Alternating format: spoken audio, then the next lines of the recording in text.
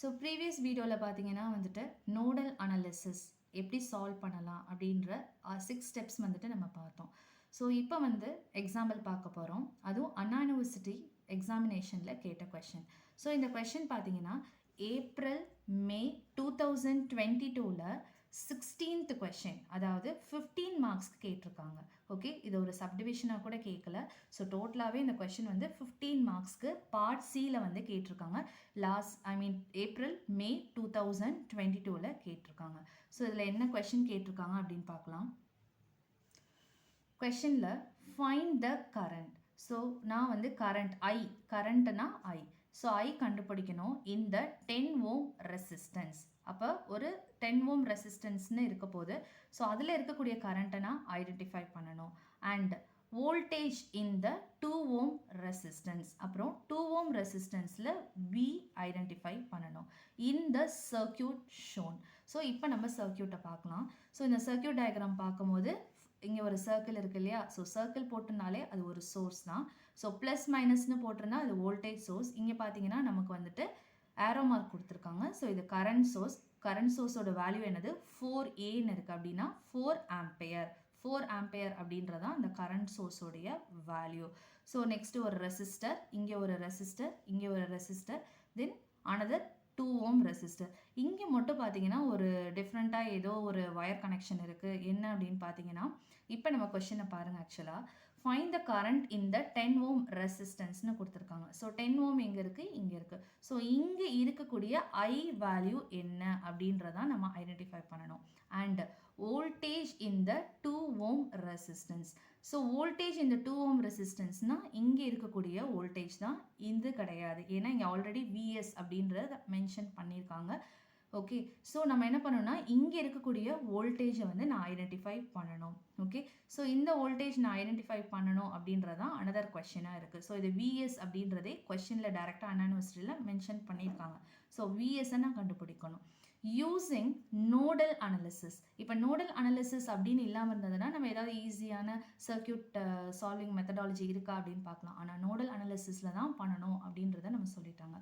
So இது பார்க்க சின்ன சர்க்கியூட்டாக இருக்குது. இது எதுக்கு இவ்வளோ மார்க்ஸ் அப்படின்னு பார்த்தீங்கன்னா, இது எப்படி சால்வ் பண்ணலாம் அப்படின்றத நீங்கள் ஐடென்டிஃபை பண்ணுறது தான் அந்த மார்க்ஸோடைய ஸ்ப்ளிட்டப்பாக இருக்குது.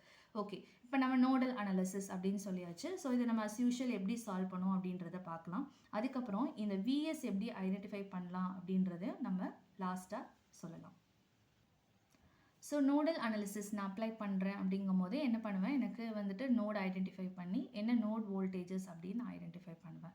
ஸோ அதை பார்க்கும்போது நோடல் அனாலிசிஸ் நான் அப்ளை பண்ணுவேன். ஸோ எப்படி அப்ளை பண்ண போகிறோம் அப்படின்றத வந்துட்டு நம்ம பார்க்கலாம். ஸோ அதுக்கு முன்னாடி இந்த விஎஸ்ங்கிறது நம்ம லாஸ்ட்டாக தான் ஐடென்டிஃபை பண்ண போகிறோம்.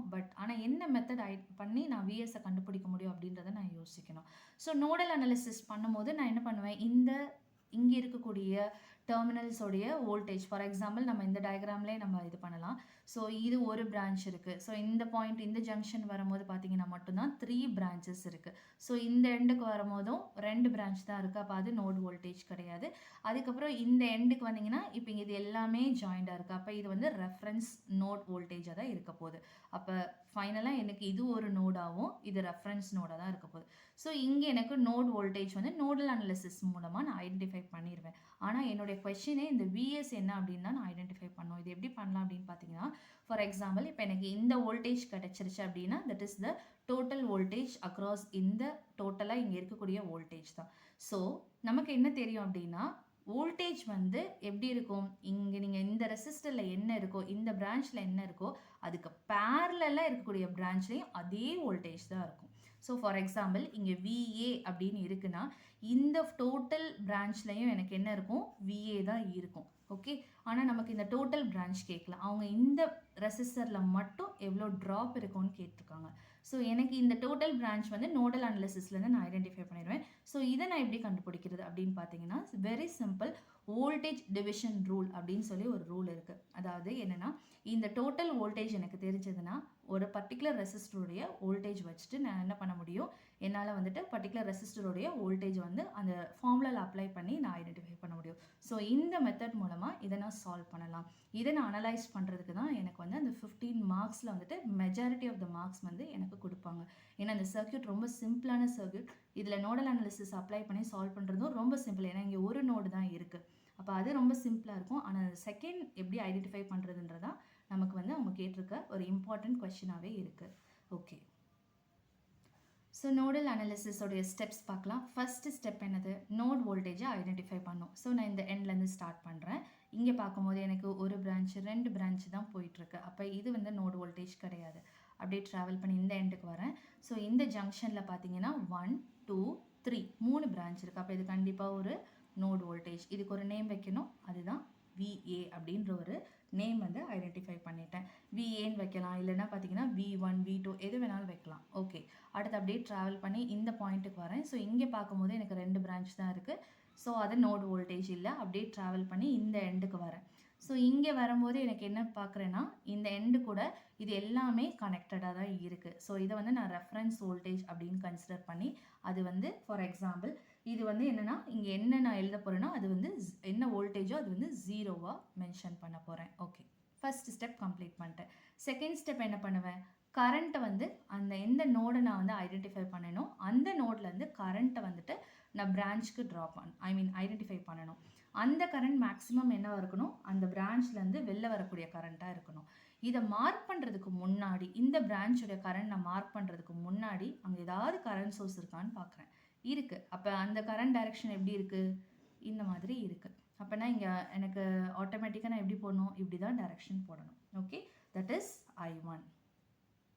I1ன்ற கரண்ட்டு டுவர்ட்ஸ் த நோட் தான் வருது because of this current source.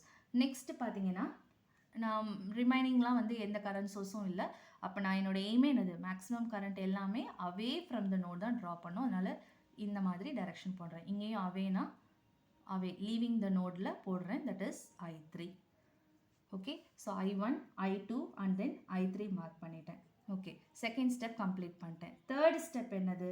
At node ஒவ்வொரு நோட்லையும் எனக்கு வந்துட்டு எந்த மாதிரி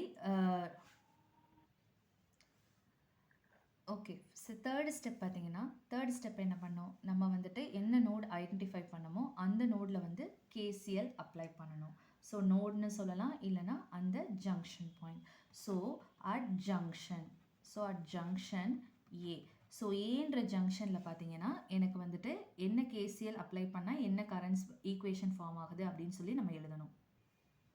அட் ஜங்ஷன் A. ஸோ ஏன்ற ஜங்ஷனில் வந்துட்டு நான் KCL வந்து அப்ளை பண்ணுறேன். ஸோ KCL அப்ளை பண்ணுறேன் அப்படின்றப்ப நான் என்ன பண்ணணும்? Sum of the algebraic sum of the currents equal to 0. So இது வந்து ஒரு கரண்ட் டுவர்ட்ஸில் இருக்குது, 2 கரண்ட் அவேல இருக்குது. ஸோ எந்த கரண்ட் டுவர்ட்ஸில் இருக்கோ அது வந்து அப்படியே வந்துட்டு பாசிட்டிவ் போடலாம், இல்லை அவேல இருக்கிறத வந்துட்டு positive, either this positive or negative அப்படின்னு சொல்லி நம்ம மாற்றி போட்டுக்கலாம். ஓகே, ஸோ இந்த கரண்ட் I1ங்கிறது டுவர்ட்ஸ் VA இருக்குது, அதனால் ப்ளஸ் I1.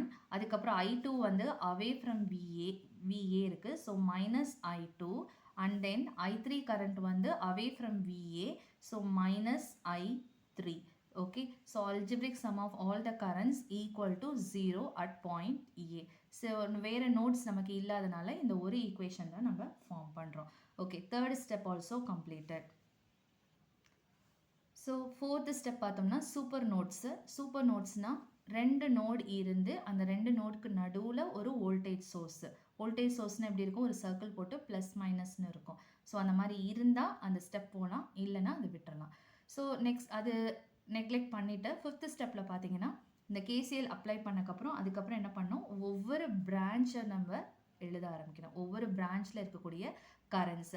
ஸோ இதில் ஃபஸ்ட்டு பிரான்ச் இதுதான் நம்ம. ஸோ ஈஸியாக அப்படியே ஸ்ட்ரைட்டாக எழுத ஆரம்பிச்சிடலாமா? ஸோ இந்த பிரான்ச்சில் பார்த்தீங்கன்னா I1ன்ற கரண்ட் இருக்குது. ஸோ I1 ஈக்குவல் டு நான் எப்படி எழுதலாம்? VA மைனஸ் 0, ஏன்னா இந்த எண்ணில் என்ன இருக்குது? 0. So I1 is equal to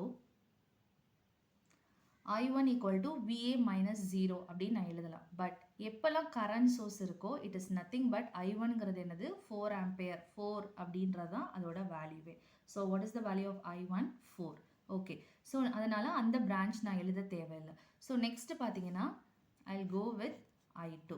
so I2 அப்படின்ற கரண்ட்டை நான் பார்க்குறேன். இந்த பிரான்ச்சில் எப்படி இருக்குது என்னுடைய வோல்டேஜ் பார்த்தீங்கன்னா I2 ஈக்குவல் டு இதோடைய வோல்டேஜ் டிவைட் பை ரெசிஸ்டன்ஸ் எழுதணும். என்ன வோல்டேஜ் இருக்குது? VA. VA minus other end என்னதுக்கு 0. So I2 equal to VA minus 0 divide by இதோடைய ரெசிஸ்டன்ஸ் வேல்யூ என்னது? 10 ஓம். ஸோ அப்படியே 10ன்னு எழுதிடுறேன். ஓகே. நெக்ஸ்ட்டு பார்த்தீங்கன்னா another branch current வந்து ரிமைனிங் வந்து I3 மட்டும் தான் இருக்குது. ஸோ I3 ஈக்குவல் டு என்ன? So I3 is equal to VA minus 0. So one எண்டில் வந்து VA இருக்குது, அனதர் எண்டில் பார்த்தீங்கன்னா 0 இருக்குது. I3 equal to VA minus 0 divide by, so இங்கே ரெசிஸ்டன்ஸ் பார்த்தீங்கன்னா வந்துட்டு 5 ஓம் அண்ட் தென் 2 ஓம் இருக்குது. ஸோ ரெண்டுமே என்ன பண்ணணும், நான் ஆட் பண்ணிடுறேன். That is 5 plus 2 equal to 7 ohm, that is 5 plus 2. So resistance பார்த்தீங்கன்னா 5 ohm and 2 ohm. இதை நான் ஆட் பண்ணுறேன் அப்படின்னா சீரியஸ் கனெக்ஷனில் இருக்குது. சீரியஸ் கனெக்ஷன்லாம் என்ன, எந்த ரெண்டு ரெசிஸ்டன்ஸோடைய ஒரு எண்டு கனெக்டடாக இருக்கணும், அனதர் எண்டு வந்து வேறு ஏதாவது எலமெண்ட் கூட கனெக்டடாக இருந்ததுன்னா அது சீரியஸ் ரெசிஸ்டன்ஸ், அது அப்படியே ஆட் பண்ணால் போதும். So which is equal to VA divide by 7. Okay. So I1, I2, I3 equation நான் எழுதிட்டேன். ஸோ இது நான் வந்துட்டு I1, I2, I3 நான் வந்துட்டு ஐடென்டிஃபை பண்ணதை இந்த ஈக்குவேஷனில் போட்டேன்னா எனக்கு ஈக்குவேஷன் ஃபார்ம் ஆகிடும்.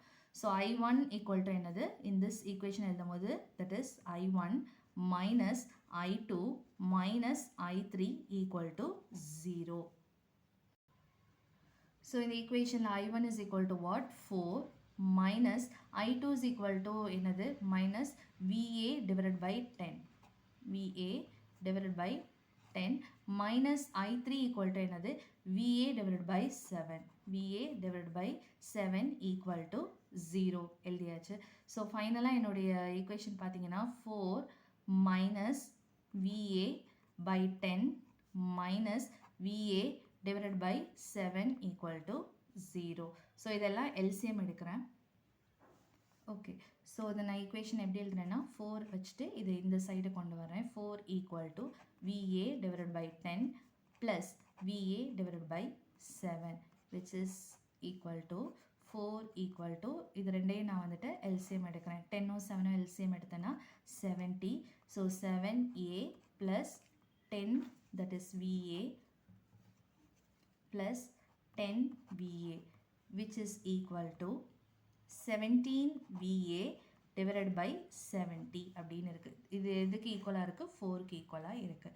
So 4 equal to 17 VA divided by 70 which implies, இப்போ 70 இந்த சைட் கொண்டு வரேன். So 70 into 4 which is equal to 17 VA. Okay. So ஃபைனலாக என்னுடைய VA என்னவாக இருக்கும் அப்படின்னு பார்த்தீங்கன்னா VA equal to 70 into 4 divided by 17.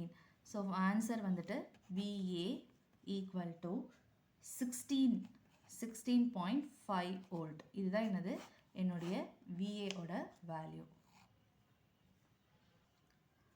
Now நான் என்ன பண்ணிட்டேன், VA வந்து ஐடென்டிஃபை பண்ணிட்டேன். So what is the value of VA அப்படின்னு பார்த்தீங்கன்னா இட் இஸ் 16.5 volt அப்படின்றதான் என்னோட ஆன்சர். ஸோ இந்த வேல்யூ வந்துட்டு எதுக்கு அக்ராஸாக இருக்கும், டோட்டலாக இந்த இடத்துலையும் அதே வேல்யூ தான் இருக்கும், 16.5 volt. So what is the value of VS? So இங்கே இருக்கக்கூடிய வோல்டேஜ் ட்ராப் VS என்ன அப்படின்னா வாட் இஸ் த ஃபார்முலா அப்படின்னு பார்த்தீங்கன்னா VS ஈக்குவல் டு இங்கே டோட்டல் வோல்டேஜ் என்னது, தட் இஸ் 16.5 into அதோடைய resistance, that is its resistance. நம்ம எந்த வோல்டேஜ் ட்ராப் கண்டுபிடிக்க போகிறோமோ எந்த ரெசிஸ்டன்ஸ்க்கு அந்த resistance value 2 divided by sum of the resistance, அது கூட இருக்கு இல்லையா, அந்த டோட்டலாக அந்த பிரான்ச்சில் இருக்கக்கூடிய sum of the resistance. So 5 and then 2 இருக்குது. அப்போ 5 + 2 அவ்வளோதான். ஸோ இதை வச்சு தான் என்ன பண்ண முடியும், VSஐ ஐடென்டிஃபை பண்ண முடியும். ஸோ 16.5 into 2 டிவைடட் பை 5 + 2, இதோட ஆன்சர் பார்த்தீங்கன்னா 4.5 volt. Okay. So final answer வந்து 4.5 volt. ஸோ இதுதான் இந்த 16 மார்க் சால்வ் பண்ணியாச்சு. தேங்க்யூ.